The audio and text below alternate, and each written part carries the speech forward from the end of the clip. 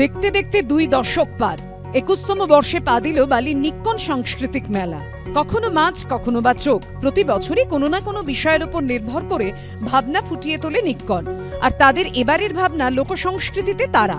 Smartphone আর electronic গ্যাজেটের পৃথিবীতেও মানব জীবনে তারার ভূমিকা তুলে ধরা হয়েছে হাওড়ার নিক্কন মেলায়। গান, নাটক, আবৃত্তিতে যেমন সাংস্কৃতিক অনুষ্ঠানের আয়োজন করা হয়েছে, তেমনি মিশর ও ভারতবর্ষে কিভাবে তারা মানব জীবনের গতিকে প্রভাবিত করেছে তা উপস্থাপনার মাধ্যমে তুলে ধরেছে স্কুল পড়ুয়ারা। এবারের মেলার আনুষ্ঠানিক সূচনা করেন বিশিষ্ট জ্যোতির্বিজ্ঞানী ও মহাকাশ গবেষক দেবীপ্রসাদ দুয়ারি। তারা হচ্ছে এই কারণে যে আমাদের জীবন, মানব সভ্যতার একদম সূচনা যদি দেখি, যখন আদিম মানুষও ছিল তখন পৃথিবীতে দাঁড়িয়ে তারা যেটা আকাশের দিকে দেখতো, রাতের আকাশে তারা সেটা দেখতো তারা, আর দিনের আকাশে ছিল সূর্য। সূর্যও যদি একজন তারা, একটি তারা, আমাদের কাছের তারা, সেই জন্যে আমরা এবারে বিষয়কে তারা করেছি। তারা না থাকলে আমাদের জীবন বা জগৎ সংসার কিছুই চলতো না। এবারে নিক্কন মেলায় অংশ নিয়েছে 17টি স্কুলের পড়ুয়া।